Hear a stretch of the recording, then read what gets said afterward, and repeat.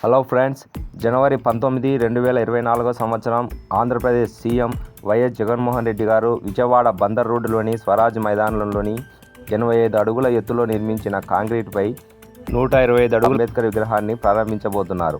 మొత్తం ఎత్తు 210 అడుగులు.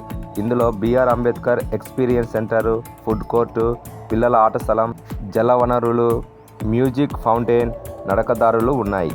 ఈ డిజైన్ను నోయిడాలోని మెస్సర్స్ డిజైన్ అసోసియేట్స్ డిజైన్ చేసింది. 2021 డిసెంబర్ 21న ఈ ప్రాజెక్టు ప్రారంభించారు. రాజస్థాన్ నుంచి పింక్ ఇసుకరాయితో క్లాడింగ్ చేశారు.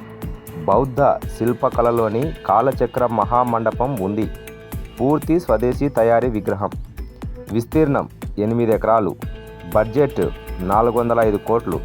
లక్ష్యం సామాజిక న్యాయం, బలహీన వర్గాల అభివృద్ధి. భారత రాజ్యాంగ మార్గదర్శి ఈ యొక్క డాక్టర్ బిఆర్ అంబేద్కర్ గారు.